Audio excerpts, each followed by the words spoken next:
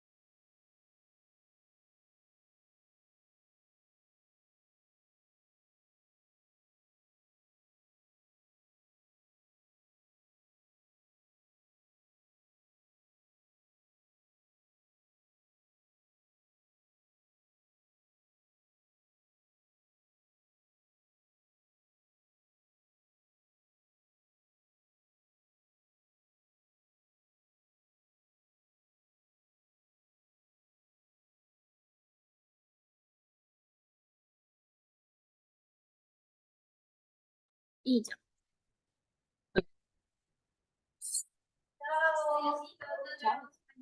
Bueno, entonces empecemos con esta pregunta. ¿Sabían que la tasa de curación del Chagas en la fase aguda es del 60 al 90%, mientras que en la crónica es del 20 al 40%?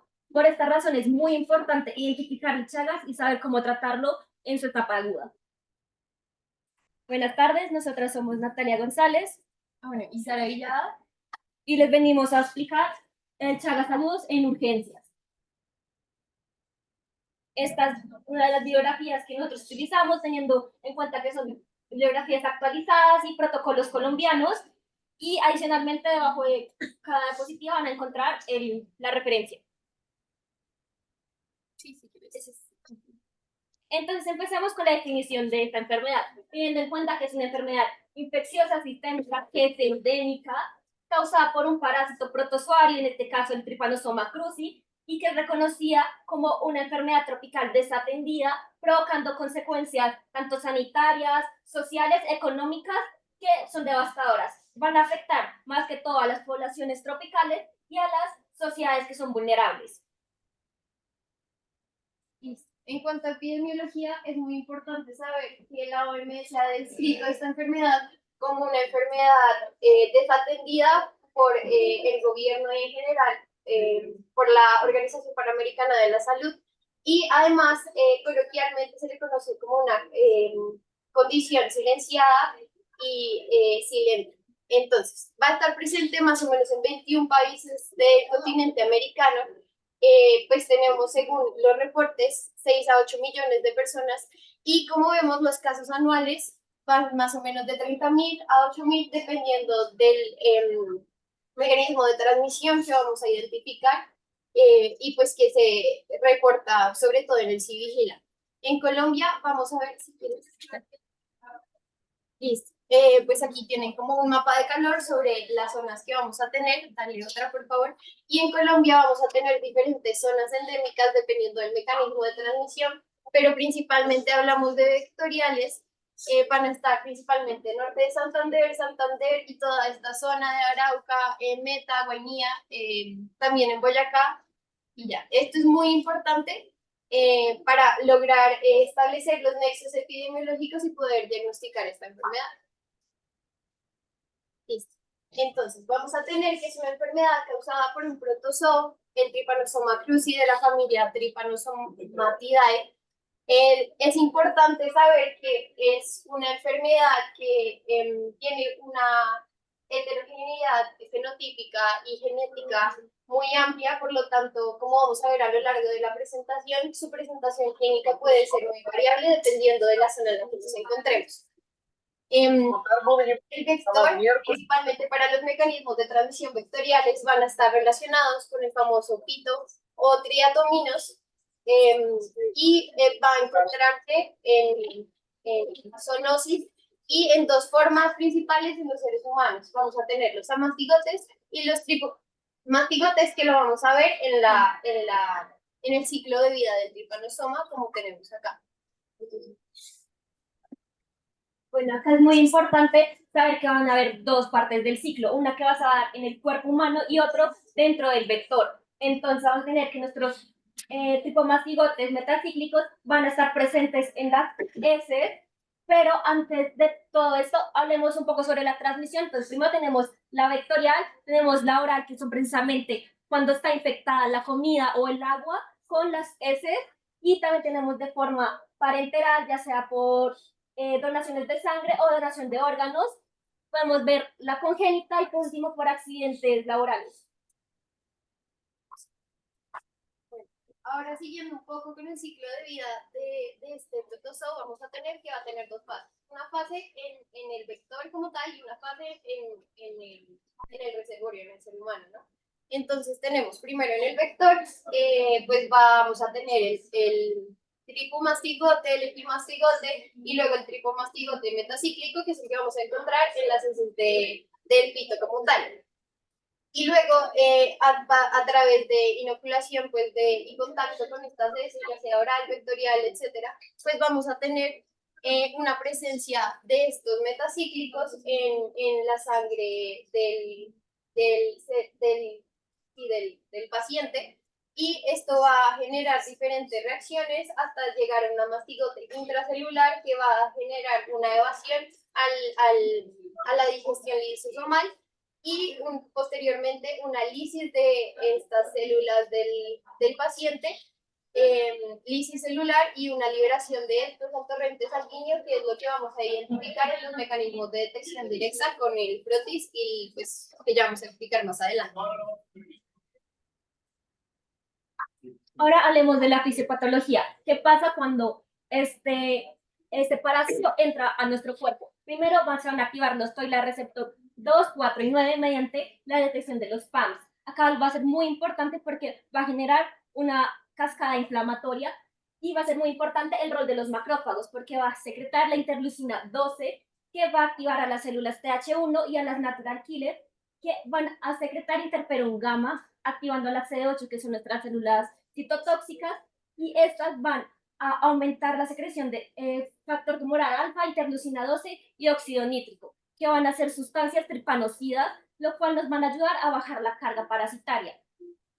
Adicionalmente, la interleucina 12 nos va a ayudar tanto con la diferenciación como con la expansión de los CD4 y los CD8. Y los CD4 nos van a ayudar a activar a los linfocitos B y con su posterior producción de anticuerpos. ¿Cómo lo podemos ver diagramado de esta forma? Sin embargo, también vamos a ver que toda esta cascada inflamatoria nos va a generar daños en el tejido, que lo vamos a ver ya con las manifestaciones clínicas. Sin embargo, este tripanosoma va a tener mecanismos de evasión del sistema inmune. Uno de esos es mediante el escape del fagolisostoma y generando que se comience a replicar en el citoplasma. De esta forma utiliza el macrófago en modo fábrica para poder reproducirse y hacer todo su ciclo, como ya los había comentado antes. Y también va a tener unas defensas contra la cascada de complemento mediante diferentes proteínas como la reticulina, la proteína reguladora del complemento, receptor inhibitorio y microvesículas. Con todo esto vamos a ver que hay una respuesta intensa que es inflamatoria con producción de anticuerpos y activación del sistema inmune innato por citoquinas TH1. Y como ya lo había comentado mi compañera, es muy importante saber que hay diferentes cepas y que con estas cepas vamos a ver que hay diferentes manifestaciones tanto clínicas como una respuesta inmune diferente y que el diálogo entre el sistema inmune y precisamente estas cepas nos va a dar una manifestación clínica variada. Y también tener en cuenta que un paciente puede tener varias cepas. Entonces, ya pasando un poco más como a la clínica y la historia natural de esta enfermedad, vamos a tener que es muy importante reconocer las diferentes fases de la enfermedad que vamos a encontrar, pues, en un paciente, ¿no? Primero tenemos un periodo de incubación. Aquí la bibliografía discrepa un poco, pero en general son 1 o 2 semanas. Puede verse un poco más extendido dependiendo el mecanismo de transmisión. Ya vemos que, por ejemplo, en trasplantes, en transfusiones, pues el mecanismo de transfusión va a ser un poco más retardado, mientras que en el oral y el vectorial, pues va a ser más o menos de 1 a 2 semanas, incluso hasta 3 en el mecanismo, pues en la transmisión oral. En la fase aguda, pues ya vamos a tener un paciente sintomático con toda la clínica que ya vamos a ver y suele durar de 8 a 12 semanas. Aquí es importante que la carga parasitaria suele tener su pico y pues empezar a descender más o menos a los 90 días. Por lo tanto, es importante tener eso en cuenta a la hora del diagnóstico, sobre todo el diagnóstico directo. Luego tenemos la fase crónica que vamos a tener. La fase crónica como tal y una fase intermedia en la cual vamos a tener un paciente asintomático, pero además que va a tener una serología positiva. Va a estar el parásito en forma latente, por lo tanto no vamos a encontrarlo en mecanismos de detección directa. Eso es muy importante. Y en la fase crónica, que ya lo vamos a ver en las charlas pues, posteriores, vamos a ver que suelen generarse más o menos en el 20% de los pacientes que han tenido un Chagas agudo y suele desarrollar síntomas más o menos a los 10 a 20 años y van a estar muy relacionados pues fisiopatológicamente con el sistema nervioso simpático, parasimpático y pues alteraciones gastrointestinales y cardíacas que pues vamos a ver más adelante. Bueno, aquí simplemente les dejamos un resumen para que tengan muy en cuenta las fases y los periodos que van a tener cada uno. Ahora, ¿qué clínica vamos a ver en el Chagas? Teniendo en cuenta que estamos hablando de la fase aguda, la clínica se va a presentar entre 7 a 10 días y va a durar 4 a 8 semanas. Es muy importante hacer la diferencia, que es desde el momento de la infección hasta que la parasitemia detectada microscópicamente es negativa. Entonces, generalmente ese tipo de pacientes van a ser asintomáticos, lo cual nos va a complicar bastante las cosas, pero nos podemos guiar un poco sobre la forma de transmisión. Por ejemplo, si es vectorial, podemos ver signos como el changoma y la romaña. Sin embargo, estos son poco comunes. Adicionalmente, podemos ver lo que es fiebre, fatiga, linfadenopatías, hepatomegalia, esplenomegalia y un exantema morbiliforme.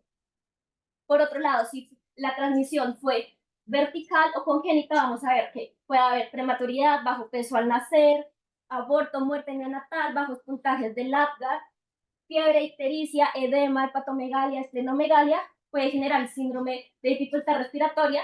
Y acá es muy importante tener las complicaciones que vamos a ver más adelante, que es la miocarditis y la meningoencefalitis, debido a que van a afectar a edades tempranas de la vida, aumentando así la mortalidad menor al 2%, mientras que el vectorial es del 0,2 al 0,5%.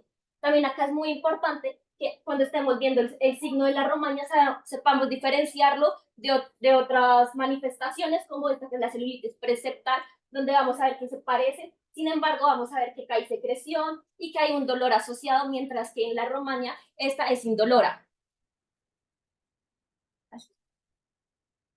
Ahora, hablemos sobre la transmisión oral. Acá vamos a ver fiebre persistente, vómitos, diarrea, dolor abdominal y torácico, mialgia, fatiga, disnea, tos, hemorragia digestiva, hepatomegalia y esplenomegalia. Y acá es muy importante tener en cuenta la transmisión oral, porque tanto la transmisión oral como inmunosuprimidos y etapas tempranas de la vida van a ser los que tengan más probabilidad de desarrollar complicaciones y aumenta su mortalidad, como lo vemos acá, que la mortalidad de transmisión oral es del 1 al 35%, teniendo que estos valores es del Chagas agudo y no del Chagas crónico.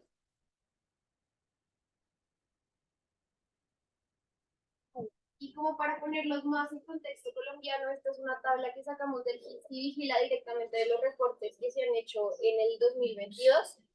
Aquí simplemente queremos resaltar, vean, en la transmisión oral vamos a tener una sintomatología mucho más marcada, principalmente fiebres, ¿verdad? Con la transmisión vertical, pero también vamos a tener los signos clínicos como romaña y todo esto, pero además vamos a verlo asociado a diferentes alteraciones en signos vitales que puedan tener un compromiso hemodinámico en el paciente. Entonces, para tenerlo en cuenta. Listo. En cuanto al diagnóstico, pues obviamente hay que centrarse en las diferentes fases, principalmente, bueno, lo primero que hay que hacer es sospechar el diagnóstico, nexos epidemiológicos, síndromes febriles, principalmente provenientes de estas zonas, y las transfusiones en 90 días, aunque actualmente en Colombia hay una resolución que indica que todas las transfusiones provenientes de determinados departamentos que están descritos en una lista deben ser probados para Chagas. Pero pues en zonas de escasos recursos, pues todavía no ha llegado a ser totalmente implementado. En la fase aguda es importante, pues lo que ya habíamos mencionado, la alta parasitemia y la presencia de estos formas como el amastigote y el epimastigote en la sangre, vamos a tener que va a ser detectable en pruebas directas. Y además también pueden hacerse pruebas serológicas, principalmente ELISA, y luego pruebas de inmunofijación, sobre todo en la fase crónica. Entonces, en la fase crónica, al igual que en la fase indeterminada, suelen hacerse pruebas de detección directa negativas y las pruebas serológicas suelen estar positivas. Cuando tenemos una prueba serológica negativa, eso descarta el diagnóstico. Sin embargo, si tenemos una prueba positiva, es necesario hacer otra segunda prueba para confirmar el diagnóstico. En caso de que haya discrepancia entre estas dos, se suele sugerir hacer una tercera prueba. Y pues los puntos de corte que recomiendan las guías colombianas van a ser para esta segunda, o sea, se hace primero una ELISA, luego una inmunofijación que tenga un punto de corte de 1 a 32 y luego una tercera si hay una discrepancia con un punto de corte de 1 a 16. Entonces, ELISA, 1 a 32, 1 a 16 en inmunosupresión.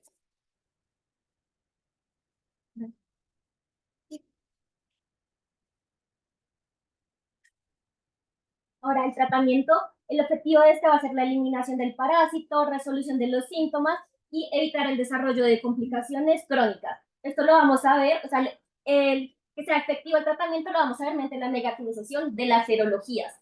Entonces, la terapia que vamos a tener, tenemos dos, el Besnidazol y el Nifurtimox, pero la primera línea que nosotros vamos a tener es el Besnidazol porque ha demostrado mayor efectividad y mayor prevalencia de los efectos adversos. Entonces, vamos a ver que la dosis va a ser del 5 a 10 miligramos kilogramo día. El Besnidazol se va a dar en 2 dosis y su duración va a ser de 30 a 60 días, mientras que el Nifurtimox va a ser de 8 a 10 miligramos kilogramo día, divididos en 3 dosis por una duración de 60 a 120 días. Y los efectos adversos que vamos a ver, podemos ver lo que es exantema, dermatitis exfoliativa, alteraciones gastrointestinales como lo puede ser náusea, vómito, y también si no aumentamos esta dosis progresivamente, porque es muy importante que sea progresivo, podemos ver lo que es la neuropatía periférica y leucopenia y trombocitopenia. Acá otro muy importante, quiero que lo tengan muy presente, es la hepatotoxicidad. Y también tenemos que mirar que todas estas dosis y duraciones van a variar según la forma de transmisión. Porque, por ejemplo, si accidental sería de 5 a 7.5 miligramos y la duración bajaría de 10 a 14 días, mientras que en trasplantes sería de 5 a 7.5, pero la duración sería de 60 días. Entonces también es muy importante tener en cuenta eso. Y por último, frente a los efectos adversos, si nosotros llegamos a presentar un efecto adverso que es leve o moderado, como puede ser el exantema, nosotros lo podemos tratar con antihistamínicos o corticosteroides.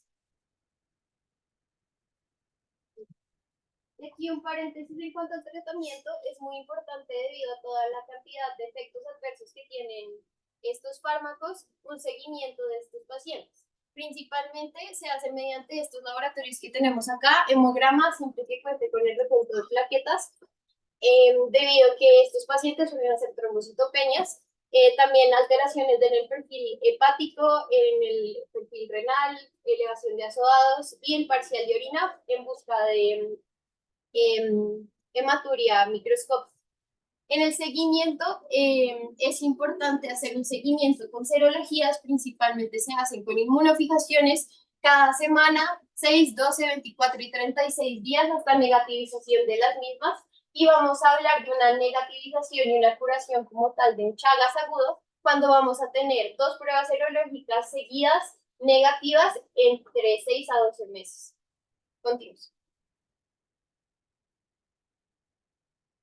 Para una de las complicaciones que vamos a ver en el Chagas agudo es la miocarditis. Entonces hablemos sobre la fisiopatología. El tripanosoma va a tener diferentes mecanismos como la bradicinin o la quimiosina CCL2 que van a permitir infectar a los tejidos diana, en este caso al cardiomiocito, generando la respuesta inmune que ya habíamos dicho antes, mediada por CD4, CD8 y linfocitos B, la cual va a generar la inflamación del tejido, es decir, la miocarditis. Asociado a esto vamos a ver fibrosis, hipertrofia de las miofibrillas, y acá vamos a tener los pilares de esta fisiopatología. Vamos a tener tanto los linfocitos T específicos contra el patógeno, los linfocitos T autoinmunes debido a que vamos a estar en un estado constante de inflamación y por el mimetismo molecular que se puede dar, lo que nos va a generar el aumento del interferón gamma y del factor de necrosis tumoral. Con todo esto vamos a ver diferentes manifestaciones que van a estar en concordancia con la insuficiencia cardíaca, como es la fatiga, la disnea, el dolor torácico y las arritmias. Entonces, cuando nosotros tenemos un paciente que ya fue diagnosticado con Chagas, es recomendable nosotros hacer como en la búsqueda en las alteraciones cardíacas. Esto lo hacemos mediante un electro y una radiografía. Entonces, ¿qué podemos llegar a ver en el electro? Taquicardia sinusal, bajo voltaje en los complejos, latidos auriculares y ventriculares prematuros, bloqueo de ramas o bloqueo AB y PR prolongado. Incluso podemos llegar a ver una fibrilación auricular, pero es poco común. ¿Vale? Y en la radiografía vamos a ver lo que sea la cardiomegalia, que puede estar acompañada de un edema pulmonar.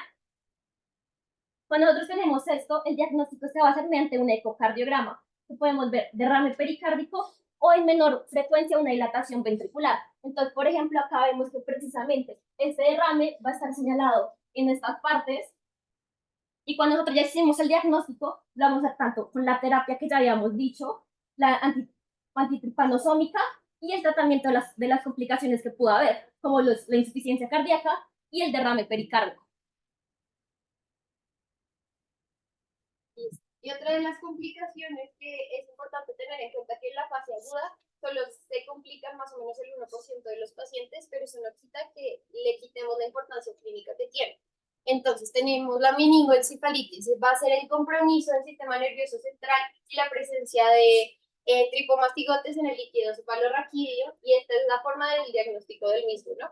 Pero los pilares como fisiopatológicos que vamos a tener, vamos a hacer anidados de estas células parasitarias, tripomastigotes. A mastigotes no suelen verse, pero también pueden identificarse. Y vamos a tener una reacción inflamatoria alrededor de todo este núcleo. No puede darse solo en el encéfalo, sino también en la médula como tal. Y vamos a tener que todas estas reacciones van a desencadenar en una peroxidación lipídica que va a generar neuroinflamación, disfunción de la glía y daño neuronal. Aquí es muy importante, y ha venido en estudio, sobre todo en estudio de modelos animales, sobre el papel que tienen los astrocitos en el control de toda esta peroxidación, pero pues todavía está en estudio. Y ya como clínica y diagnóstico, si quieres, dale, ¿no? Dale. La clínica vamos a tener alteraciones neurológicas. Aquí vamos a tener algunos datos sobre la prevalencia de la misma. Tenemos cefalea, alteraciones neurocognitivas, meningismos, estados convulsivos, que se suele guiar el tratamiento hacia la sintomatología y aparte del tratamiento antitripanosómico, pero pues el tratamiento suele ser sintomático más que todo. Y el diagnóstico suele hacerse con TAC y resonancia magnética para identificar estos anidados de tripanosoma y pues las mismas pruebas en las diferentes fases de Chagas que ya vimos durante toda la presentación, aparte de la visualización directa del líquido cefalorraquídeo, como les comenté. Esto es muy importante tener en cuenta que los pacientes que presentan estas sintomatologías suelen ser pacientes con inmunodeficiencias, ya sea por un VIH, por un trasplante, pacientes en etapas tempranas de la edad. Entonces es muy importante identificar estos casos para poder abordarlo de una manera correcta. No. Y ya por último, mensajes para llevar a casa. Primero, pues la identificación de los factores de riesgo, lo que sería el nexo epidemiológico, las sociedades vulnerables, también la identificación de sintomatología, más teniendo en cuenta que hay varias enfermedades tropicales que pueden hacer semejanza como entre ellas, tener presente las complicaciones, entonces, por ejemplo, que sean en personas que están como en etapas tempranas de la vida o en inmunosuprimidos, y el diagnóstico, como ya lo habíamos comentado, el ISAC, y inmunofluorescencia, tratamiento y seguimiento sería como que la primera línea sería el desnidazol y que la dosis y la duración va a variar según la forma de transmisión.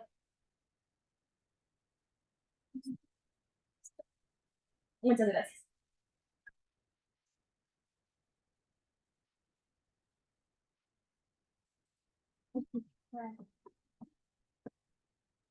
Bueno, muchas gracias. Seguimos con el cronograma. Vamos con la charla de cardiopatía Chagas. Esta va a ser por Kelly Rodríguez.